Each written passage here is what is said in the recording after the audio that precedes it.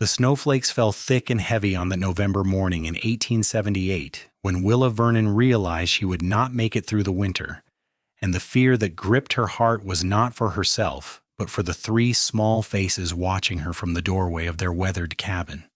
She stood in the empty smokehouse, staring at bare hooks where salt pork should have hung, where venison should have cured, where anything edible should have been waiting to sustain them through the brutal New Mexico mountain winter. Her husband Thomas had been dead since August, kicked in the head by a spooked horse while working at the Fuller Ranch, and the small wage he had earned died with him. The ranch owner had given her $20 and his condolences, and now both were gone. "Mama, I'm hungry," came the voice of her youngest 4-year-old Emma from the doorway.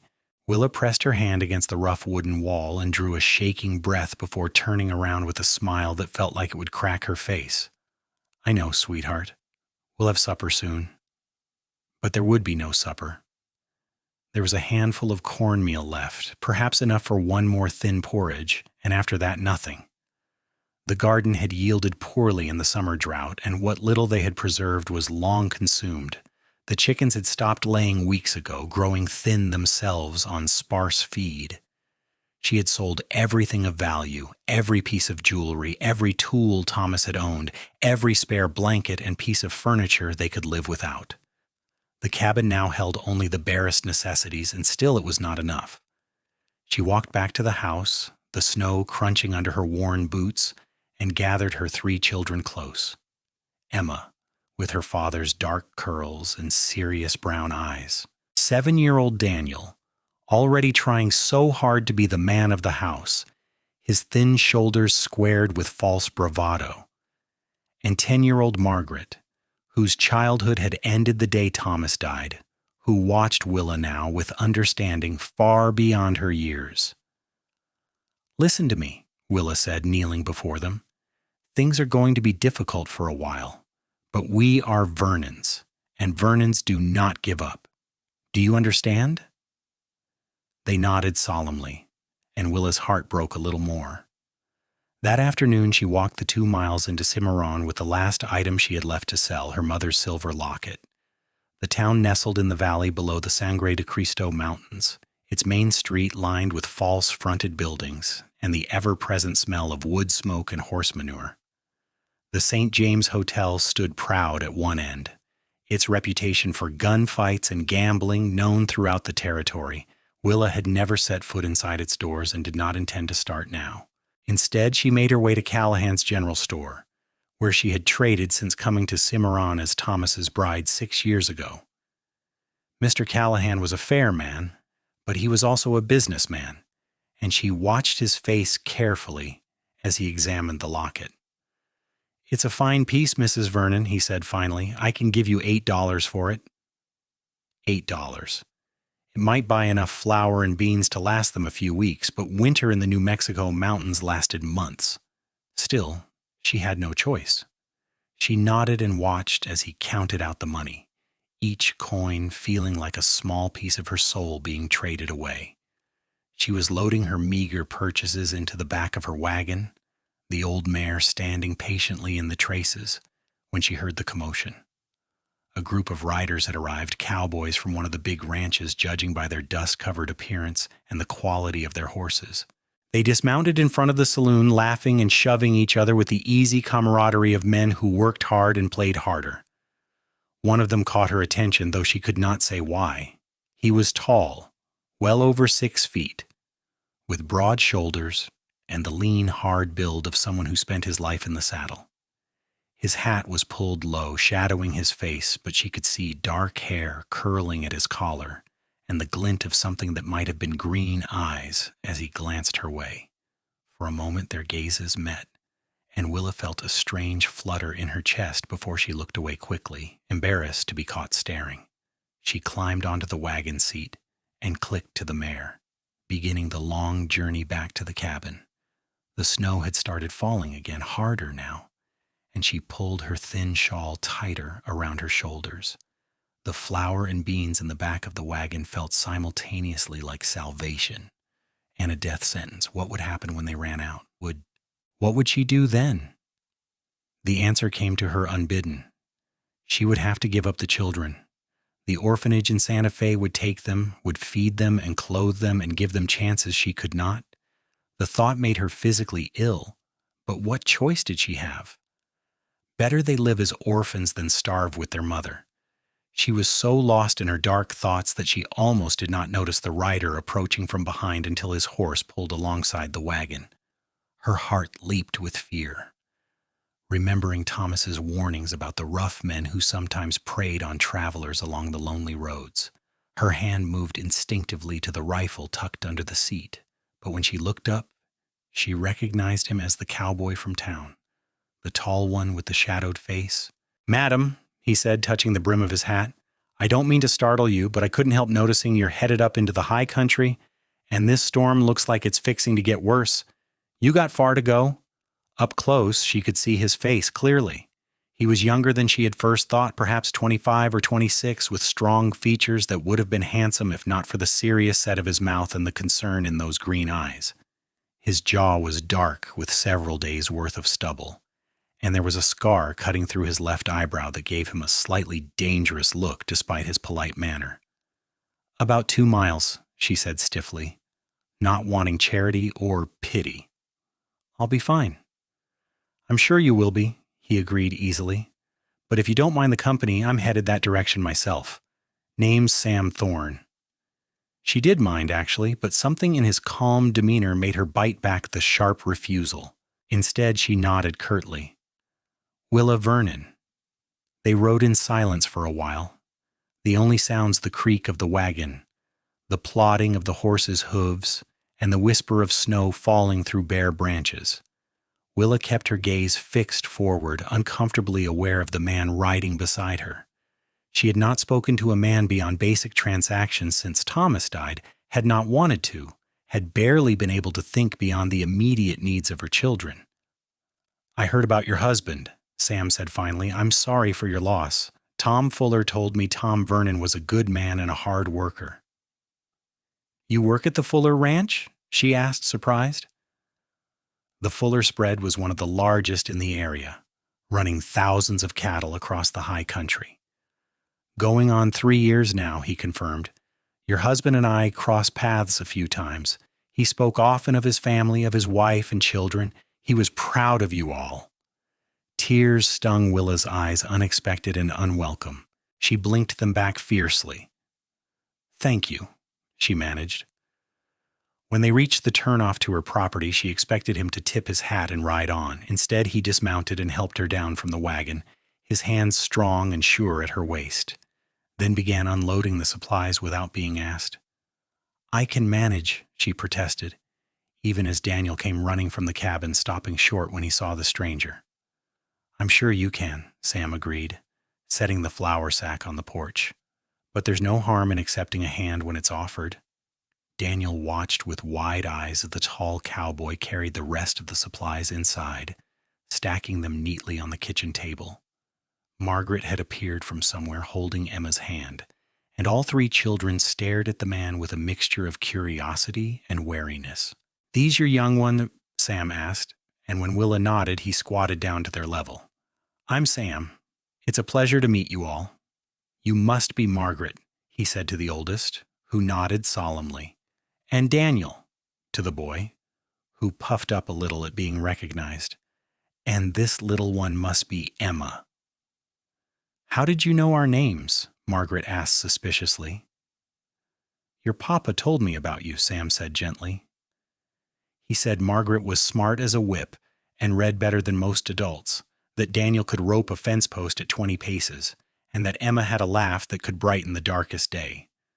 Daniel's eyes grew shiny. "Papa said that?" "He did indeed. He loved you all very much." Willa turned away, busying herself with putting the supplies away, struggling to maintain her composure. When she looked back, Sam was standing by the door, hat in his hands. "Thank you for your help, Mr. Thorne," she said formally. "Sam, please." He settled his hat back on his head. "Mrs. Vernon, I hope you don't think me forward, but I noticed your woodpile is getting low. If you'd permit me, I'd be happy to send some of the ranch hands over to cut some more for you." Pride warred with necessity. Pride lost. I would appreciate that, though I'm afraid I can't pay much. No payment necessary, just being neighborly. He paused at the door. I know winter in these mountains can be harsh. If you need anything at all, you can send word to the Fuller Ranch. Someone there will find me. After he left, Willa stood at the window and watched him ride away through the falling snow. Something in her chest felt lighter than it had in weeks, though she could not say why. Perhaps it was simply the kindness of a stranger, a reminder that not everything in the world was cold and hard and desperate.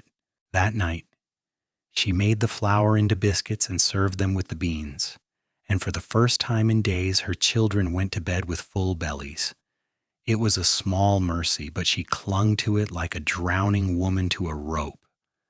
The snow continued falling through the night and into the next day, and by the time it stopped, the world was buried under nearly 2 feet of white. Willa spent the morning shoveling a path to the barn where the cow and chickens huddled together for warmth. The cow needed milking, though she was giving less and less as her own feed ran low. The chickens still had not laid. Willa scattered the last of the cracked corn for them and tried not to think about what would happen when it ran out. She was just finishing the milking when she heard the sound of horses and voices. Fear shot through her, remembering stories of outlaws and raiders who preyed on isolated homesteads. She grabbed the pitchfork leaning against the wall and moved to the barn door, ready to defend her home and children with her life if necessary. But the riders who emerged from the trees were not outlaws. There were 3 of them, ranch hands by the look of their gear, and they were leading a wagon loaded with firewood. Sam Thorne rode in front. "Morning, Mrs. Vernon," he called out cheerfully. "Thought we'd get that wood delivered before the next storm rolls in." She lowered the pitchfork, relief and confusion mixing in equal measure. "That was remarkably fast, Mr. Thorne." "Sam," he corrected with a slight smile. "And I figured sooner was better than later. Boys, why don't you get that wood stacked by the house?" She watched as the 3 men, working with the efficient ease of long practice, unloaded and stacked enough firewood to last weeks, maybe longer. Sam himself climbed up to inspect the roof, checking for loose shingles and making small repairs where needed. When one of the hands noticed the broken hinge on the barn door, he fixed it without being asked. It was all too much. Willa felt the hot sting of tears and turned away before anyone could see. She had been alone for so long, struggling under the weight of responsibility. And now these strangers were helping her without asking for anything in return. It felt almost cruel in its kindness, a reminder of everything she had lost. "Mrs. Vernon. Willa?" She turned to find Sam standing a respectful distance away, his hat in his hands, concern etched in his features. "I'm fine," she said quickly, wiping at her eyes. "I'm sorry, this is very kind of you. All of you." "It's nothing," he said. "But I was wondering, do you have enough feed for your animals? That cow looks like she could use some grain, and chickens won't lay without proper feeding." "I'll manage," she said automatically, but the words rang hollow even to her own ears. He studied her for a long moment, and she had the uncomfortable feeling that he could see straight through her pretense. "I'm going to send over some feed," he said finally. "And before you argue, it's feed the ranch would otherwise throw out. It got wet in the last storm, and while it's still good enough for animals, we can't sell it. Be a favor to us if you take it off our hands." She wanted to believe him, but the look in his eyes told her he was lying to spare her pride. Still, she could not afford pride, not with her children's welfare at stake. "If you're sure it's no trouble at all." He glanced back at the cabin, where Daniel had emerged to watch the proceedings with fascination. "How are you fixed for supplies otherwise? Food and such?" "We're fine," she lied. His expression said he did not believe her, but he did not press. Instead, he said, "Well, if you think of anything you need, you know where to find me?" He paused, seeming to struggle with something. "Mrs. Vernon, I know you don't know me, and you have no reason to trust me, but your husband was a good man, and I suspect you are a good woman, and those children deserve better than to go hungry. There's no shame in accepting help when you need it." Before she could respond, he had settled his hat back on his head and was striding toward his horse. Within minutes, the four men were riding away, leaving behind stacked wood, a repaired roof and barn door, and Willa standing in the snow feeling more confused than ever. That evening, as she tucked her children into bed, Emma asked, "Is Mr. Sam going to be our new papa?" "What?" "No, sweetheart. He's just a kind man who's helping us." "I liked him," Emma said sleepily. "He had nice eyes." Later, as Willa lay in her own bed, the cold emptiness beside her a constant reminder of her loss, she found herself thinking about Sam Thorne. He was kind, certainly, and handsome in a rough-hewn way, but more than that, there had been something in the way he looked at her, a quiet understanding that went beyond mere pity, as if he knew what it was to struggle, to fight against circumstances beyond one's control. She fell asleep thinking about green eyes and gentle hands, and dreamed of summer meadows instead of endless snow. 3 days later, Sam Thorne returned. This time he was alone, riding a sturdy bay horse and leading a pack mule loaded with supplies. Willa was in the yard teaching Daniel how to properly chop kindling when she heard the approach of hooves. She straightened, wiping her hands on her apron, trying to ignore the way her heart had started beating faster. "Morning," Sam called out, dismounting with easy grace. "I was heading this way and thought I'd check on you all, see if you needed anything." "We're managing just fine," Willa said, but her eyes were on the pack mule and its mysterious burden. Sam followed her gaze and had the grace to look slightly sheepish. "Right. Well, the thing is, the ranch cook ordered too many supplies last week. Tom Fuller's been after him about waste, so we've been trying to distribute the excess to the hands and their families. I thought maybe you could use some flour, salt, coffee, and such. Save us the trouble of hauling it all the way back to town." It was a transparent excuse, and they both knew it. But Daniel was looking at the supplies with barely concealed hope, and Willa's protests died in her throat. "That's very thoughtful of you," she said carefully. As Sam unloaded the mule, Willa saw not just flour and salt, but also bacon, dried beef, beans, cornmeal, sugar, coffee, and even a small bag of peppermint sticks that made Daniel's eyes go wide. It was easily $50 worth of supplies, far more than any ranch cook would accidentally order. "Mr. Thorne," she began, but he cut her off. "Sam, please, it's just Sam." He set the last sack on the porch and turned to face her. "And I know what you're thinking, but I promise you, this isn't charity. Or at least it's not meant to make you feel beholden. Your husband was a friend, and friends look out for each other's families. That's all this is." "You barely knew Thomas," she said quietly. "True enough. But what I knew of him, I liked. And I can see his character in his children, in the way they're polite and helpful and brave even when they must be scared. That speaks well of both their parents." He paused, his green eyes searching her face. "Let me help, Willa. Please." The use of her first name should have offended her, should have been too familiar. Instead, it sent a small thrill through her that she immediately tried to suppress. She was a widow, still in mourning, and she had no business feeling anything for any man, no matter how kind or handsome he might be. "I don't know how I'll ever repay you," she said finally. "I don't want repayment, but if it makes you feel better, maybe you could offer a cold, hungry cowboy a cup of coffee when he stops by. Fair trade?" Despite everything, she found herself smiling. "I think that can be arranged." They carried the supplies inside together, and Willa put the coffee on to boil while Sam sat at the rough wooden table, looking absurdly large in the small cabin. Margaret and Emma had appeared from the bedroom, drawn by the sound of voices, and they watched the visitor with undisguised curiosity. "Did you bring your rope?" Daniel asked hopefully. "Papa said you were a good roper." "Did he now?" Sam's eyes crinkled at the corners. "Well, I've got my lasso on my saddle. Maybe after your mama says it's all right, I could show you a few tricks." 3 pairs of young eyes turned pleadingly to Willa, and she found she did not have the heart to refuse. "Just for a little while," she cautioned, "and bundle up warm."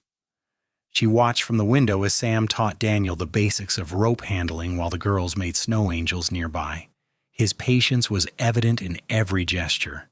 The way he carefully positioned Daniel's hands, praised his efforts, gently corrected his mistakes.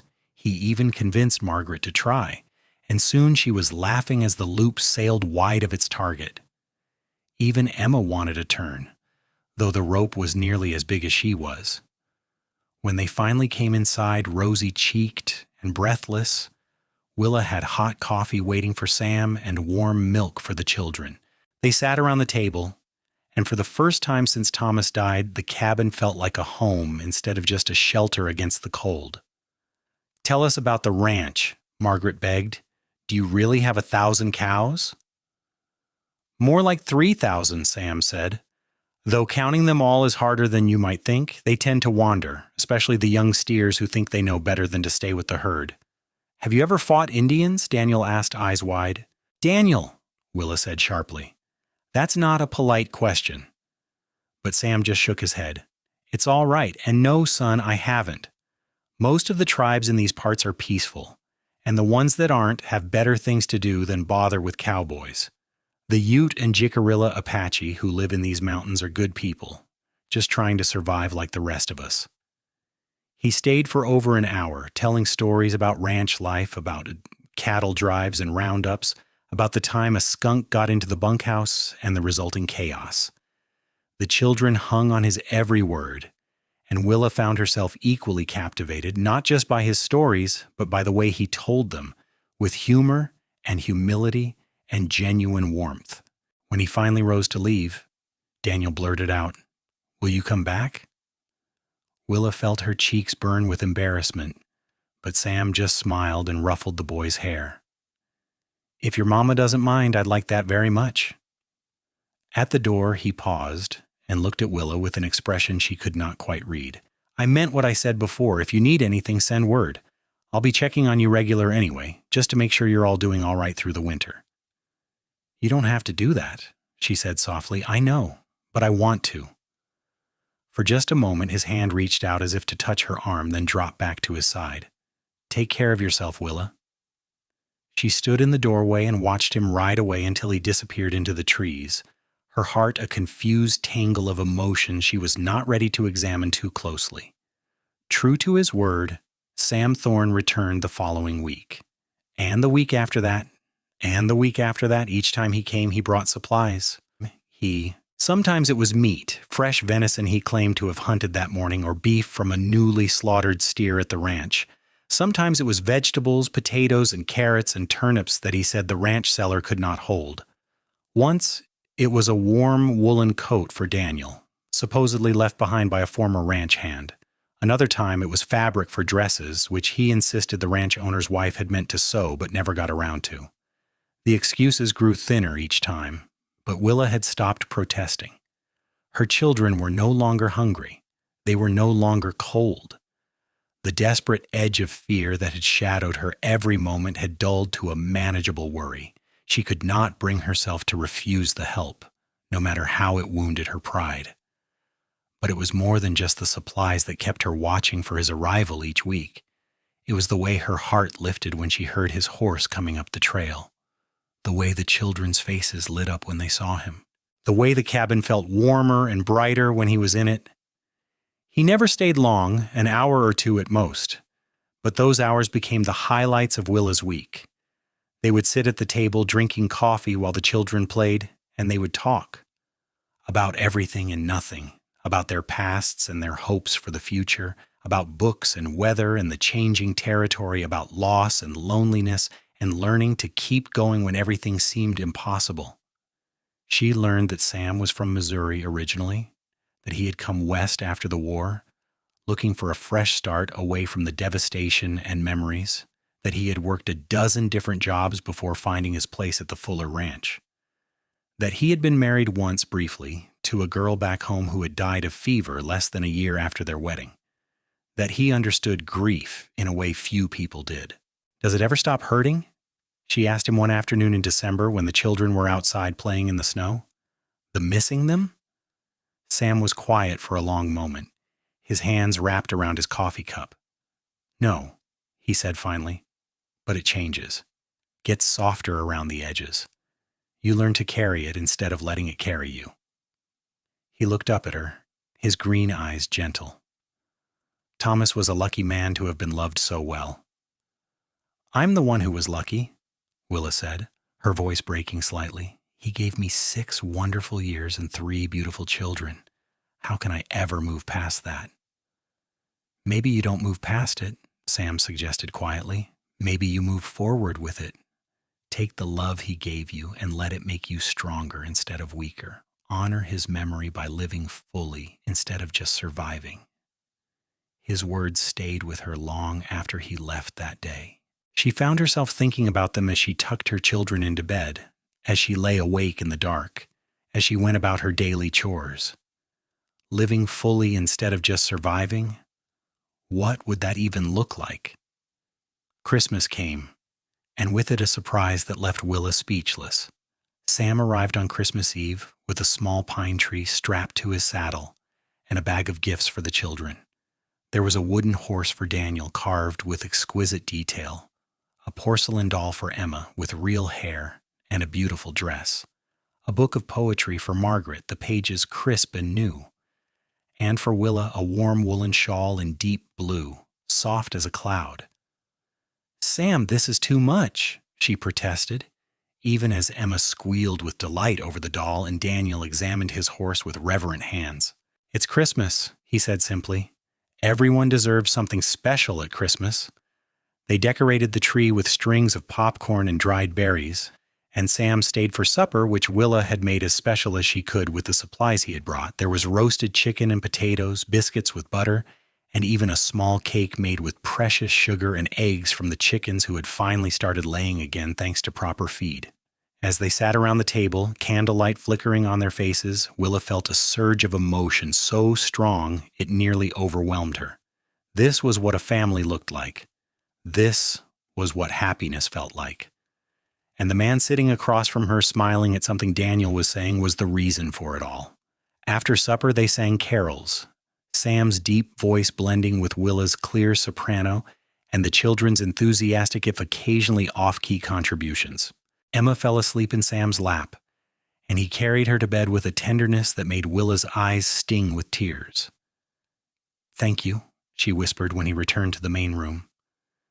The older children had gone to bed, and they were alone in the soft glow of the fireplace. For everything. For keeping us alive this winter.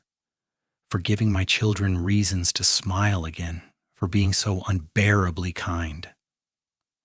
Willa, he said, and there was something in his voice that made her breath catch. He took a step toward her, then stopped himself. I need to tell you something. What is it? He ran a hand through his dark hair, looking uncharacteristically uncertain. These visits, these supplies, it started as just trying to help someone in need, doing what I thought was right, but somewhere along the way it became something more for me. He met her eyes. I look forward to seeing you every week. I think about you when I'm working, when I'm lying in my bunk at night. I look for excuses to come back here, and I know it's too soon, and you're still mourning your husband. And I have no right to say any of this, but I needed you to know. I care about you, Willa.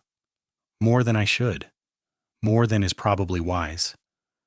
Willa's heart was pounding so hard she could hear it in her ears. Sam, You don't have to say anything, he said quickly. I'm not asking for anything. I just needed you to know the truth. That this isn't just obligation or duty. That when I help you, it's because making you happy makes me happy. Because seeing you smile feels like the sun coming out after a long storm. She should have told him it was too soon, that she was not ready, that her heart still belonged to her dead husband and might for a long time yet.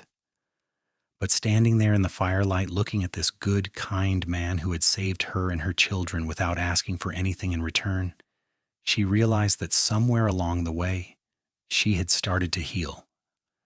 That the grief that had consumed her was still there, but no longer defined her every moment, that she was, against all expectation, beginning to feel alive again. It's not too soon, she heard herself say. Or maybe it is, and I don't care, because I look forward to your visits too.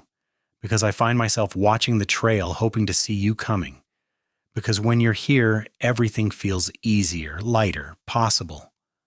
She took a shaky breath. I cared deeply for Thomas, and I always will. But he's gone, and I'm still here, and I think he would want me to be happy again. I think he would approve of you." Sam closed the distance between them in 2 strides, and then his hands were cupping her face with infinite gentleness, his thumbs brushing away tears she had not realized she was crying. "I will never try to replace him," he said fiercely. "I will never ask you to forget him or love him less. But if you'll let me, I will do everything in my power to make you happy, to take care of you and your children, to give you reasons to smile every single day." "I believe you," she whispered. And then he was kissing her, soft and careful and sweet, and she was kissing him back, her hands fisting in his shirt, pulling him closer. It was different from kissing Thomas had been, but no less wonderful. Different because she was different, older and harder and scarred by loss, but also stronger and more certain of what she wanted. When they finally pulled apart, both breathless, Sam rested his forehead against hers. "I should probably go," he said reluctantly. "It's late, and people talk." "Let them talk," Willa said, surprising herself with her boldness. "But you're right, you should go. The children will wonder in the morning." At the door, he kissed her once more, lingering and full of promise. "I'll be back in a few days. We need to talk about the future, about us." "Yes," she agreed. "We do." She watched him ride away into the snowy Christmas Eve night, and for the first time since Thomas died, she felt hopeful about what lay ahead. The new year of 1879 arrived with bitter cold and heavy snows, but Willa barely noticed. She was too busy being happy, a state she had thought might be forever lost to her. Sam came twice a week now instead of once, and each visit deepened the bond growing between them. In late January, he brought a proposal. Not of marriage, not yet, though they both knew it was heading that direction. Instead, he proposed that she and the children move to a small house on the Fuller Ranch property, a place that had stood empty since the former foreman moved on. It was closer to town, closer to the ranch for supplies and help, and most importantly, it had a well-maintained structure that would not leak or let in drafts like the old cabin did. "You don't have to decide right away," he said, watching her carefully. "But I worry about you up here, so isolated. If something happened, if one of the children got sick or hurt, it would take hours to get help. At the ranch, you'd be safer." "And you'd see more of us," Willa said with a slight smile. He had the grace to look sheepish. "That too. But mainly, I'd know you were safe. That's worth more to me than anything." She considered the offer carefully.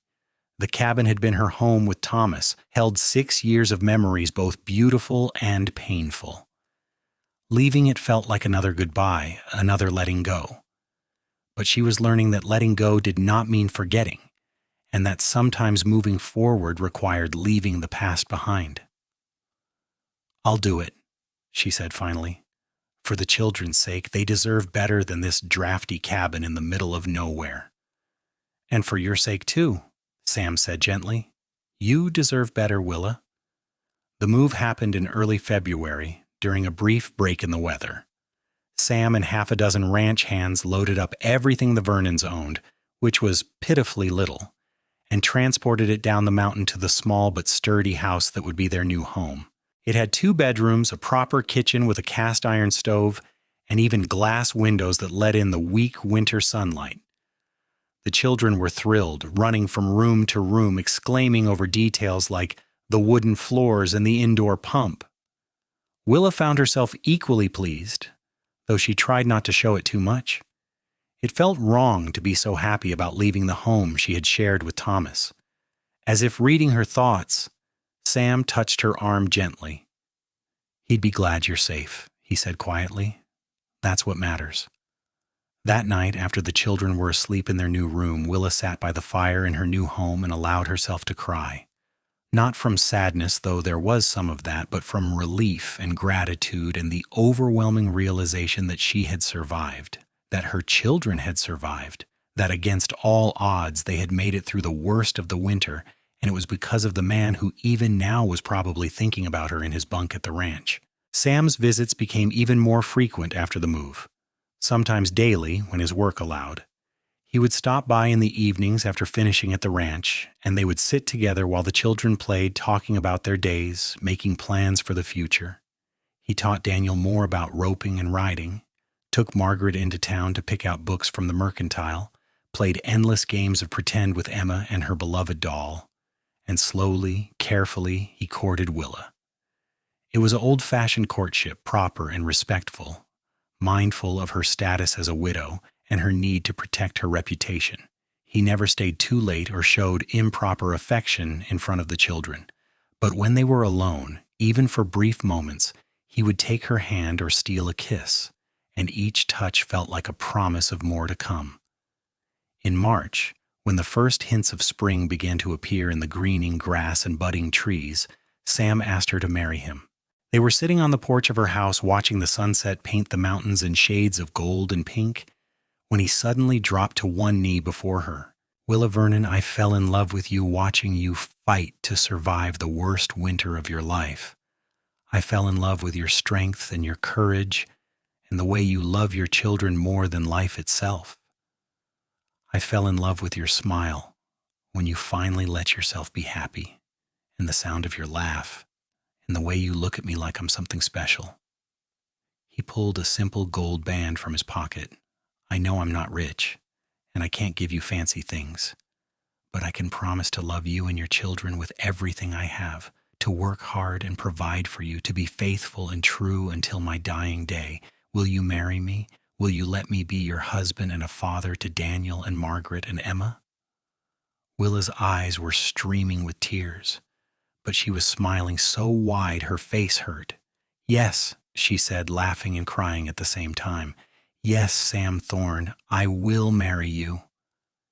He slipped the ring onto her finger, and it fit perfectly, as if it had been made for her. Then he pulled her into his arms and kissed her deeply, not caring that the children might see, not caring about anything except the woman in his arms and the future stretching out before them. They were married 6 weeks later in April, in a small ceremony at the church in Cimarron with the children and a few friends as witnesses. Willa wore a new dress Sam had bought for her, simple but beautiful, in pale blue, and she carried wildflowers that Margaret and Emma had picked that morning. Sam wore his best suit, his dark hair slicked back, his green eyes shining with happiness and love. When the minister pronounced them husband and wife, and Sam kissed her in front of God and everyone, Willa felt her heart overflow with joy. This was her second chance, her unexpected blessing, the happiness she had thought was lost forever. And as she looked at her children's beaming faces and felt Sam's strong arm around her waist, she sent up a silent prayer of thanks to Thomas for giving her the life that had led her here, and to Sam for loving all of them enough to build something new. The wedding celebration was held at the Fuller Ranch with the entire crew and their families in attendance. There was food and music and dancing, and Willa laughed more than she had in over a year as Sam spun her around the makeshift dance floor. Daniel danced with Margaret, both of them serious and concentrating hard on the steps. Emma ate too much cake and fell asleep in the arms of the ranch owner's wife, who had taken an immediate liking to the little girl.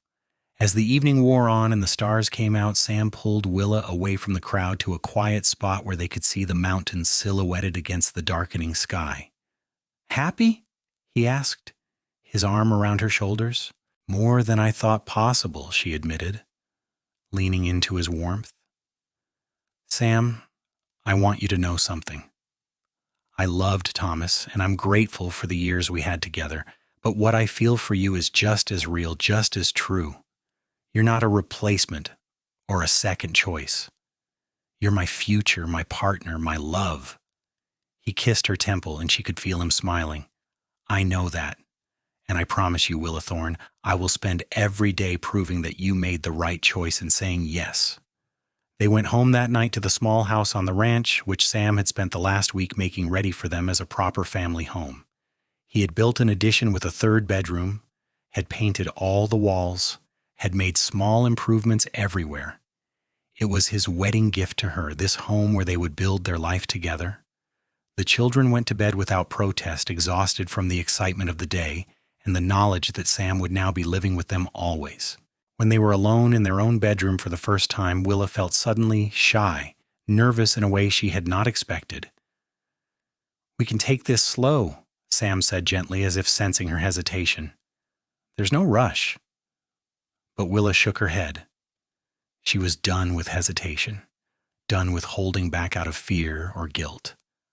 "I'm your wife," she said softly, "and I want to be your wife in every way." He made love to her that night with patience and tenderness, taking his time to learn what pleased her, to show her without words how much he cherished her. It was different from her experiences with Thomas, but beautiful in its own right. And when it was over, she lay in his arms feeling complete in a way she had not felt in a very long time. "I love you," she whispered into the darkness. "I love you too," he replied, his arms tightening around her. "Thank you for taking a chance on a dusty cowboy who didn't have much to offer except a willing heart." "You had everything I needed," she said. "You still do." The months that followed were among the happiest of Willa's life. Spring gave way to summer, and the world exploded in color and warmth and life. Sam worked long days at the ranch, but he always came home to them, and the children thrived under his steady presence and genuine affection. He never tried to replace their father, but he filled the role of father figure with grace and love, teaching them, guiding them, disciplining when necessary, but always with fairness and kindness. Daniel, in particular, flourished. At 8 years old, he was eager to learn everything Sam could teach him about ranching and roping and riding. Sam took him to work sometimes, teaching him responsibility and the value of hard work. The boy shot up several inches that summer, his thin frame filling out with proper food and plenty of outdoor activity. Margaret continued to be the serious, studious one, but even she softened under Sam's gentle humor and unwavering support. He encouraged her love of reading, bringing home books from town whenever he could afford them. By summer's end, her collection had grown to nearly a dozen volumes, and she spent every spare moment lost in their pages. Emma, who had been barely 4 when her father died and who had spent that terrible winter hungry and scared, bloomed into a cheerful, affectionate child who climbed into Sam's lap every evening and demanded stories. She called him Papa Sam, and Sam, who had never thought to have children of his own, loved her with a fierceness that surprised him. As for Willa, she discovered that it was possible to love 2 men in one lifetime, each in their own way, each giving her something different but equally precious. Thomas had given her her children, her first taste of adult love, the foundation on which she had built her strength. Sam gave her security, companionship, a partnership built on mutual respect and deep affection. Both were gifts beyond price. In July, she realized she was pregnant. The discovery filled her with a complicated mix of emotions, joy, certainly, at the thought of giving Sam a child of his own, but also fear, remembering the pain and danger of childbirth, and guilt, as if carrying another man's child somehow betrayed Thomas's memory.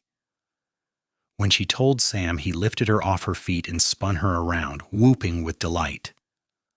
"A baby," he kept saying, his face alight with wonder. "We're going to have a baby." "You're happy?" she asked, needing to hear it. "Happy?" "Willa, I'm over the moon. I never thought I'd have this, a family, children of my own. You've given me everything I ever wanted and things I didn't even know I needed." He placed a gentle hand on her still flat stomach. "This baby is a blessing, a gift, and it doesn't diminish anything that came before.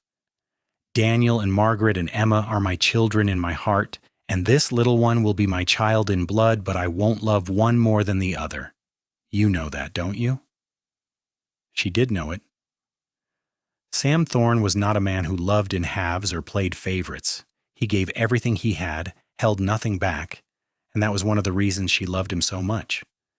The pregnancy was easier than her previous ones, perhaps because she was no longer struggling to survive, no longer doing heavy labor and worrying about where the next meal would come from.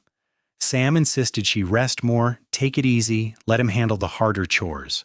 He doted on her in a way that was both exasperating and endearing, bringing her little treats from town, making sure she had everything she needed, worrying over every twinge and ache. The other children were excited about the baby. Daniel declared he would teach his new sibling everything he knew about ranching. Margaret began saving her pennies to buy presents. Emma practiced being gentle with her doll, preparing to be a big sister.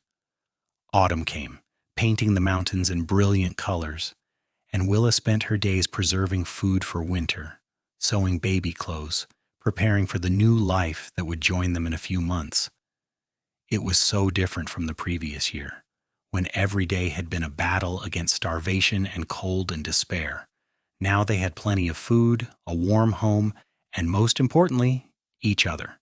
In October, Sam was offered a promotion to foreman at the Fuller Ranch. It came with a significant increase in pay and more responsibility, but also more stability and respect. He accepted, and they celebrated that evening with a special dinner. The whole family gathered around the table, laughing and talking, making plans for the future. "I've been thinking," Sam said after the children had gone to bed, "with the extra money we could start saving to buy our own piece of land eventually.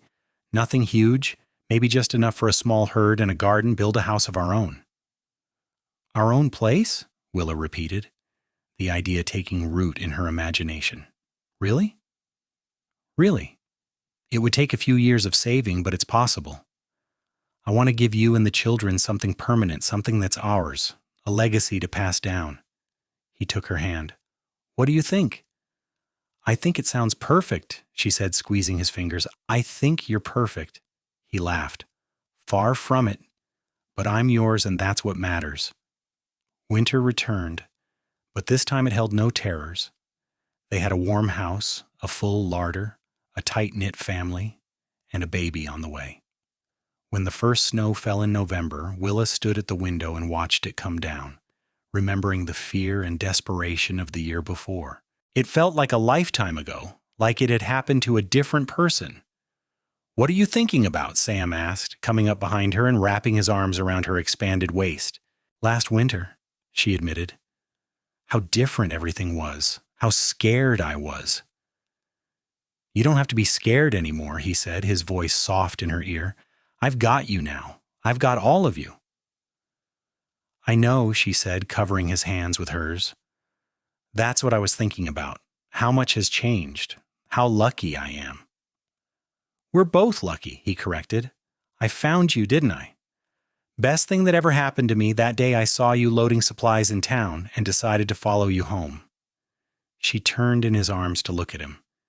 "You decided to follow me? I thought it was coincidence." He grinned, looking boyish despite his weathered features. "Not exactly.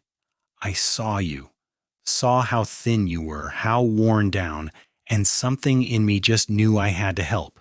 So I followed you, made up some excuse about heading the same direction, and the rest, as they say, is history." "Sam Thorne, you interfering, wonderful man," she said, rising on her toes to kiss him. "What would I have done without you?" "You'd have survived," he said seriously. "You're the strongest person I know, Willa. You'd have found a way. But I'm grateful every day that I got to be part of your way forward." Their son was born in February of 1880 during a blizzard that raged for 3 days. The ranch doctor made it to them just in time, and Sam held Willa's hand through the long hours of labor, refusing to leave even when it got difficult. When the baby finally arrived, squalling and red-faced and perfect, Sam cut the cord with shaking hands and then broke down crying, overwhelmed by the miracle of it all. "It's a boy," the doctor announced. "A healthy, strong boy." They named him Samuel Thomas Thorne, after both his father and Willa's first husband, a bridge between past and present. When the older children were finally allowed in to meet their new brother, they crowded around the bed, awed and gentle, touching his tiny fingers and marveling at his impossibly small features. "He's so little," Emma whispered. "Was I that little once?" "Even littler," Willa assured her. "But you'll help him grow big and strong, won't you?" "I'll teach him everything," Daniel promised solemnly, "just like Papa Sam taught me." Sam, holding his son for the first time, looked at Willa with eyes full of love and wonder. "Thank you," he said simply, "for this, for them, for everything. I never knew I could be this happy."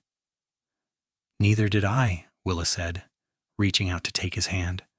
"But I'm learning that happiness finds you when you least expect it, in the form of a cowboy bringing supplies through a snowstorm." The years that followed were good ones. Sam worked his way up to become not just foreman, but a partner in the Fuller Ranch, his skill and dedication earning him a stake in the operation. By 1882, they had saved enough to buy their own section of land adjacent to the Fuller property, and Sam began building their dream house with his own hands, working every spare moment to create something lasting and beautiful for his family. The house took 2 years to complete. A sturdy 2-story structure with 4 bedrooms, a large kitchen, and a wraparound porch where they could sit in the evenings and watch the sunset over the mountains. They moved in during the summer of 1884, and Willa cried as she walked through rooms that were truly theirs, that no one could take away. Daniel was 14 by then, tall and capable, already working alongside Sam at the ranch.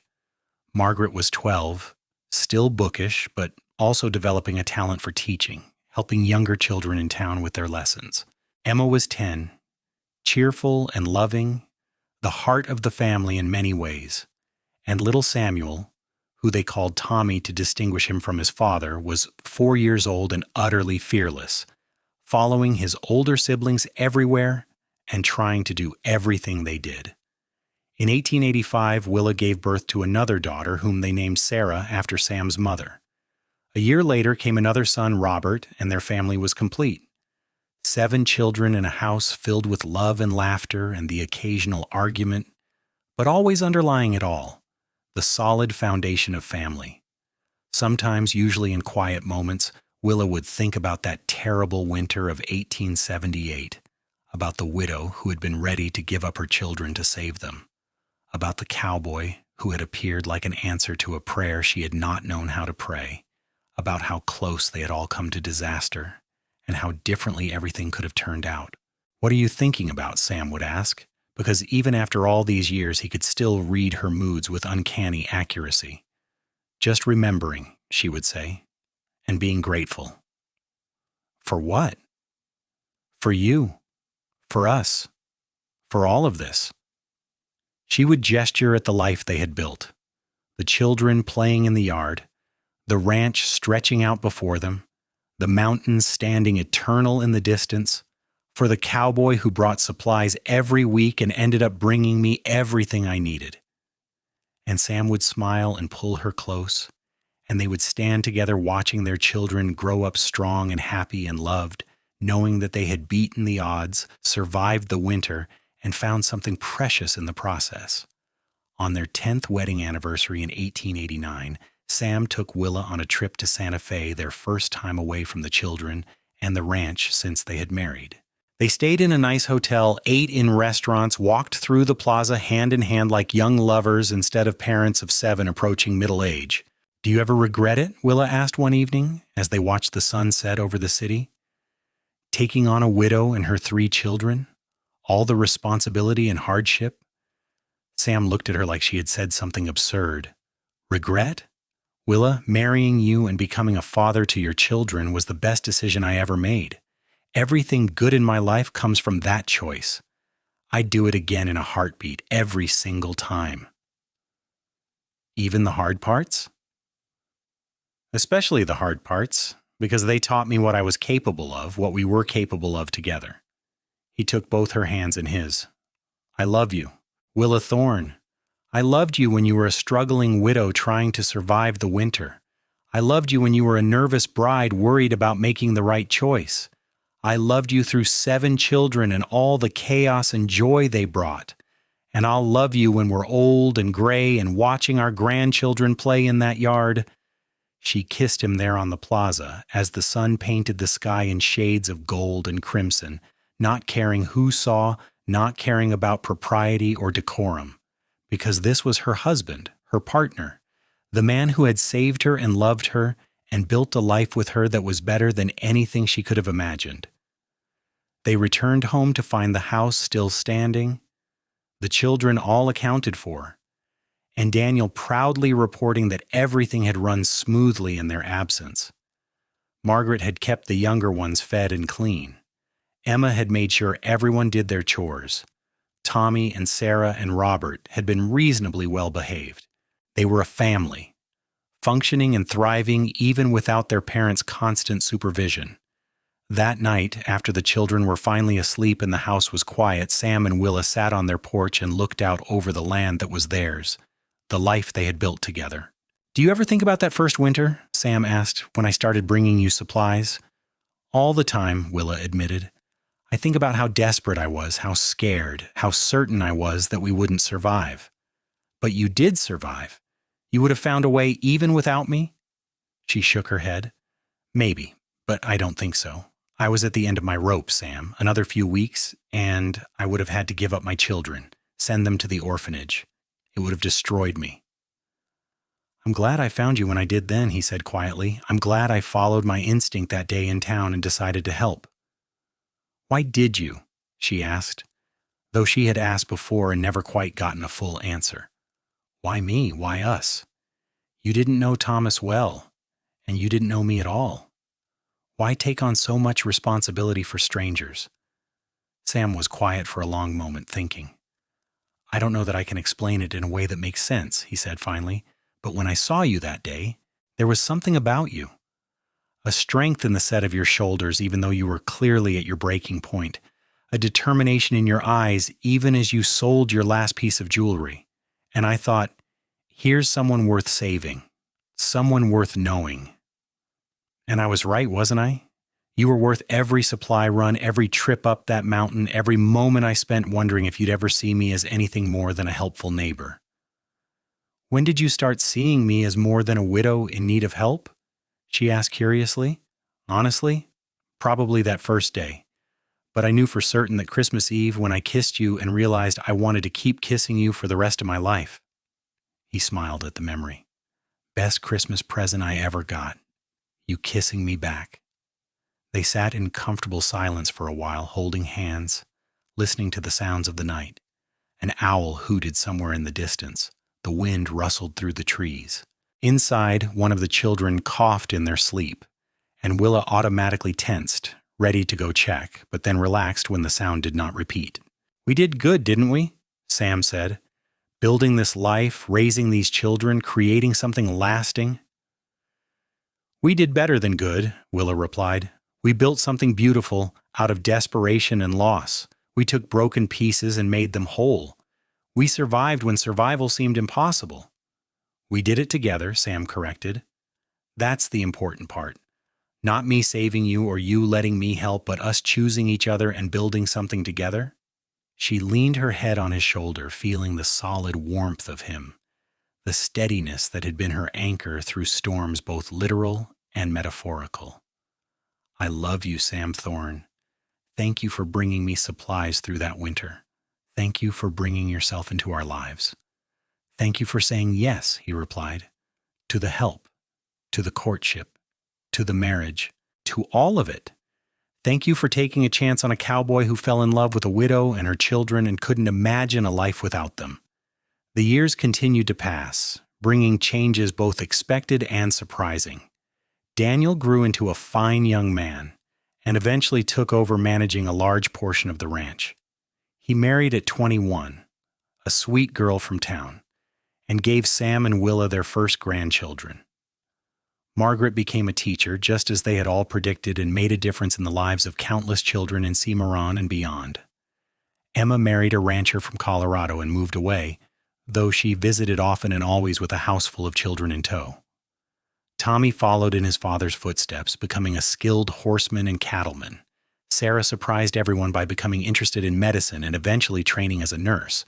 Robert, the youngest, had wanderlust in his blood and spent several years traveling before finally settling down to work as a ranch hand on the Fuller property. Through it all, Sam and Willa remained the constant, the foundation on which the whole family was built. They grew older together, their hair graying, their faces lining, but their love remained as strong as ever, stronger even, tempered by years of partnership and shared experience. In 1895, on a crisp autumn day much like the one when they had first met, Willa and Sam took a ride up to the site of her old cabin. It still stood barely, the roof caved in and the walls weathered to silver, but recognizable as the place where she had once lived with Thomas and the children. "I was so frightened here," Willa said, dismounting and walking slowly around the ruins. "Every day was a battle just to survive. I felt so alone, so helpless." "You were never helpless," Sam said, coming to stand beside her. "Circumstances were against you, but you never gave up. That takes strength most people don't have." She turned to look at him, this man who had been her husband for 16 years now, who had given her 4 more children and helped raise the 3 she had brought to their marriage, who had stood by her through illness and health, prosperity and hardship, joy and sorrow, who had loved her with a constancy and devotion that still took her breath away. "Do you know what I think about when I remember that winter?" she asked. "What?" "I think about how I believed my life was over, that the best parts were behind me and all that was left was struggle and suffering. And then you rode up that trail with your supplies and your kindness and your ridiculous excuses about why the ranch had extra food to share."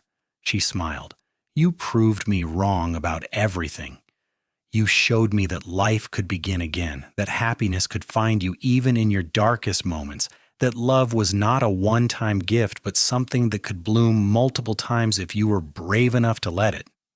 Sam pulled her close, and she went willingly into his arms, resting her head against his chest and listening to the steady beat of his heart.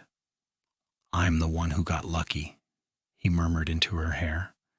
"That day I saw you in town and decided to follow you home was the day my real life began.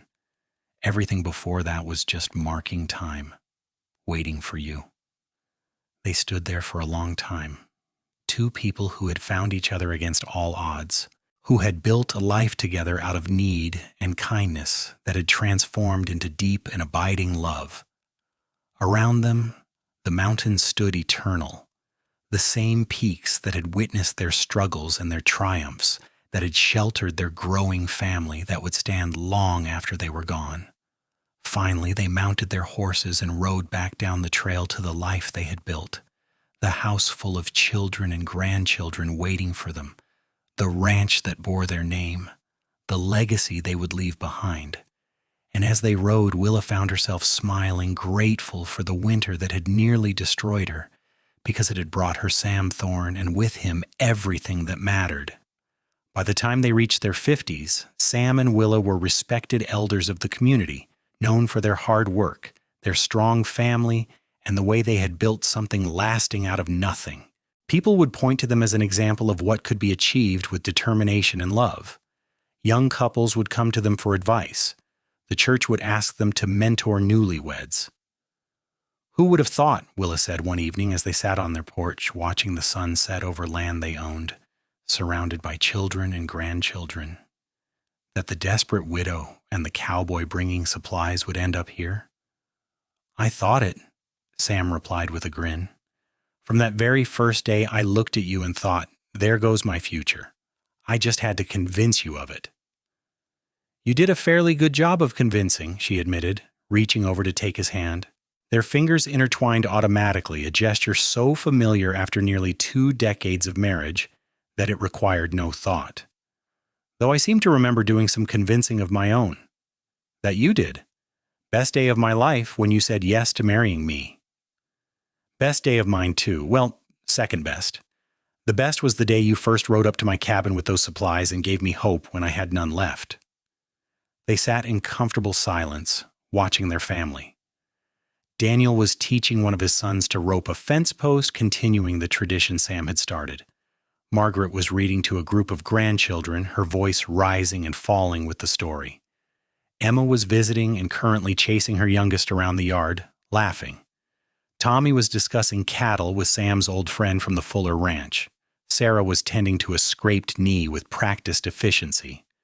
Robert was fixing something on the barn, always happiest when working with his hands. "We did this," Sam said, gesturing at the scene before them. All of this came from a widow who couldn't feed her kids through winter and a cowboy who brought supplies every week. Best thing that ever happened to either of us, sure, Willa said softly. Amen to that, Sam agreed, and pulled her close for a kiss that still made her heart flutter even after all these years. As the sun finally set and the stars began to emerge, the family gathered on the porch for one of their traditional evening sings.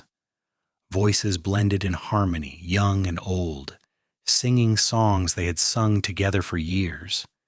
And at the center of it all sat Sam and Willa, the foundation on which this family was built, the love story that had started with desperation and kindness and grown into something beautiful and lasting.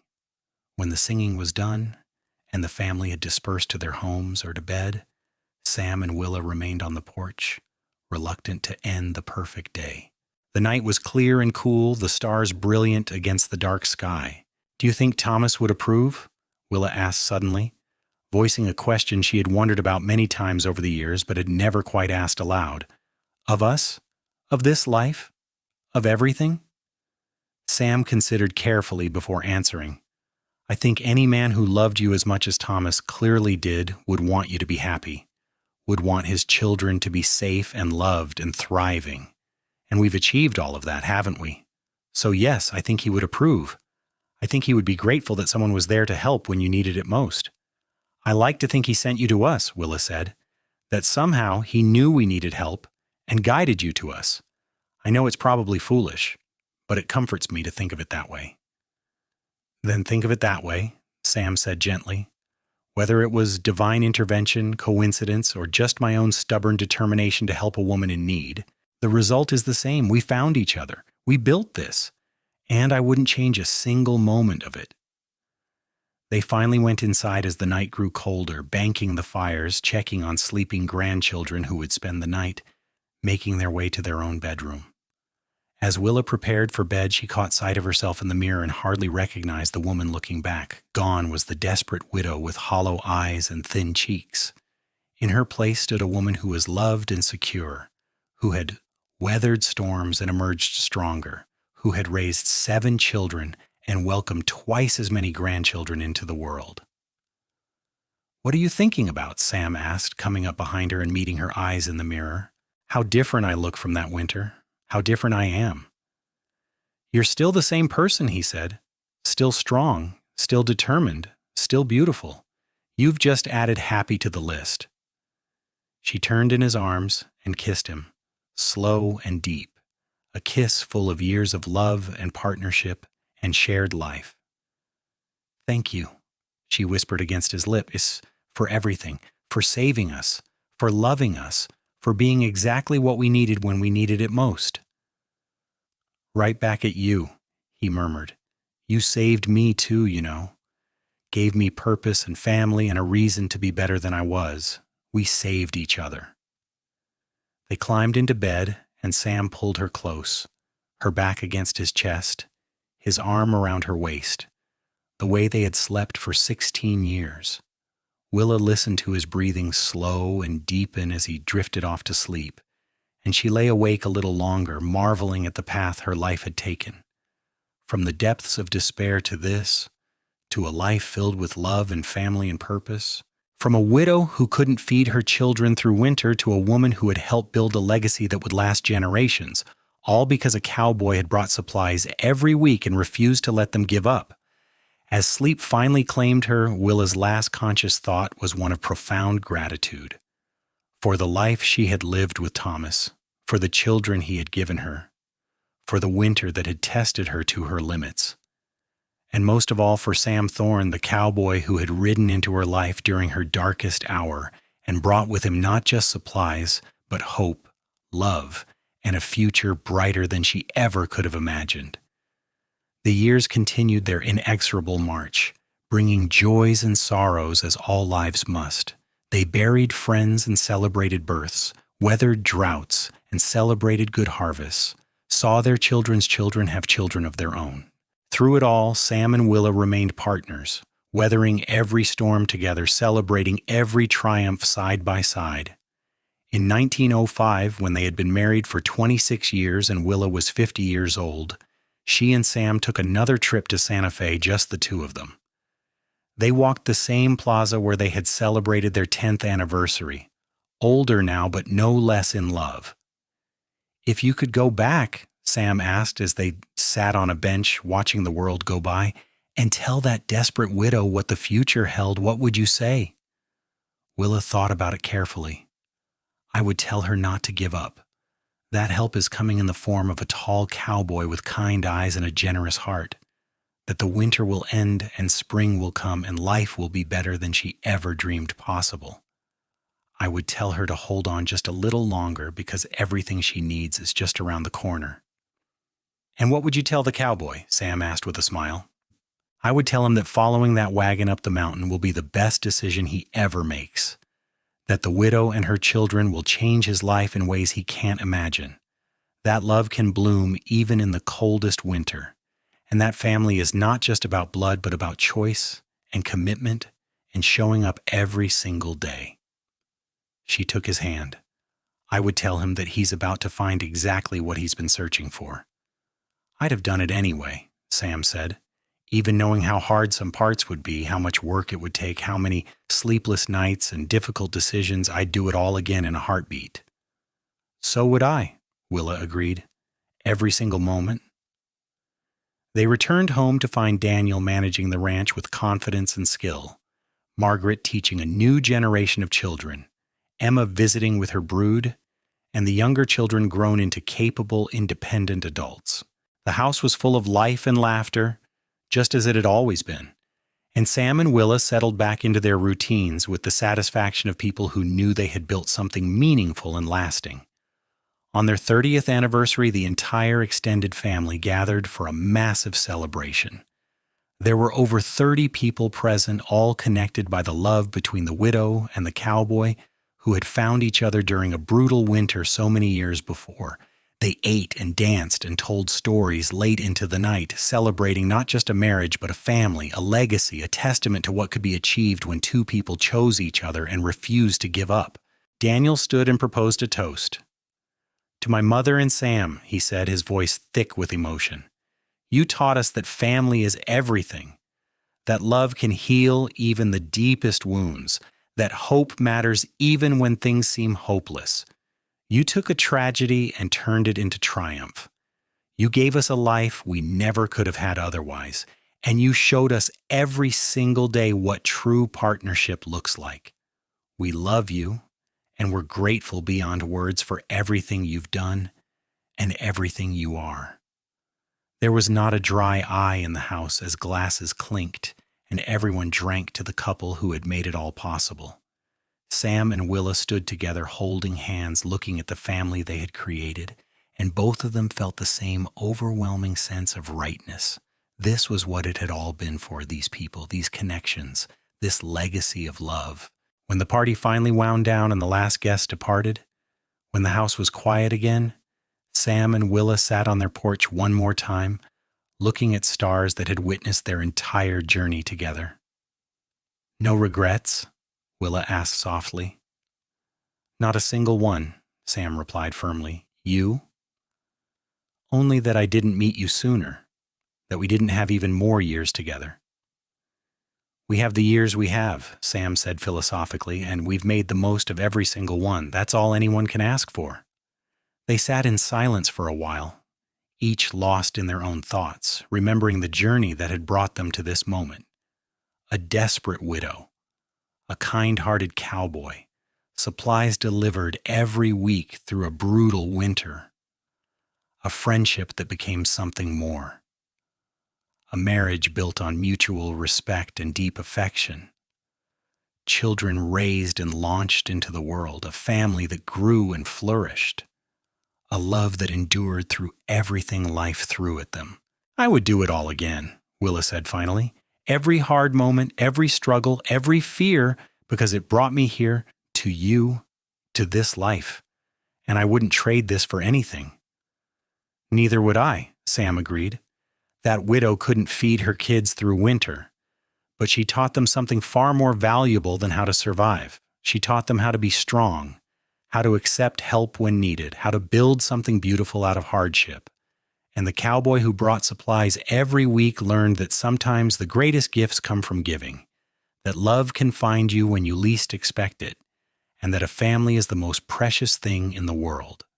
As they finally made their way to bed, walking through the house they had built together, passing rooms where children and grandchildren slept, Willa thought about everything that had started with that terrible winter and Sam's kindness, about how the worst time of her life had contained within it the seeds of her greatest happiness, about how love was not something that came only once but could bloom again and again if you were brave enough to open your heart.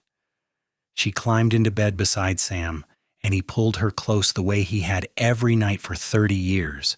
His arms were her home, his heartbeat her lullaby, his love her foundation.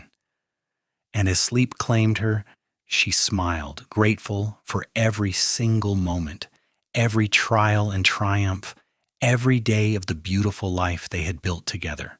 The widow who couldn't feed her kids through winter had not just survived. She had thrived, found love again, raised 7 children, and built a legacy that would endure for generations. And the cowboy who brought supplies every week had found his purpose, his partner, his family, his home. Together they had proved that even the darkest winter must eventually give way to spring, and that love, real love, could overcome any obstacle. Their story, born in desperation and kindness, had become a testament to the resilience of the human spirit and the transformative power of love. And as they grew old together, surrounded by the fruits of their partnership, they knew with absolute certainty that they had both found exactly what they were meant to find in the most unexpected place and time when they needed it most. They lived many more years together, Sam and Willa, growing old in the house they had built, surrounded by children and grandchildren and eventually great-grandchildren. They remained devoted to each other until the very end, their love a beacon for everyone who knew them. Proof that happiness could be found even after the deepest loss, that love could bloom even in the coldest winter, and that sometimes the best things in life came from the most unexpected places. And when they were finally gone years later, peacefully and together as they had done everything else, their family gathered to remember them. They told stories about the widow who had been saved by a cowboy's kindness, about the love that had grown from desperate need into something beautiful and lasting, about the family that had been built on a foundation of mutual respect, deep affection, and unwavering commitment to each other. The legacy of Sam and Willa Thorne lived on in their descendants, in the ranch they had built, in the lives they had touched, and in the story that was passed down through generations. A story about survival and hope, about kindness and courage, about love found in the most unexpected circumstances. A story that proved that even the hardest winters must end, and that spring always comes, bringing with it new life, new hope, and new beginnings. And so their story ended not with an ending at all, but with a continuation, as all the best love stories do, living on in the hearts and lives of those they left behind, a testament to the power of love to transform, to heal, and to endure through all things.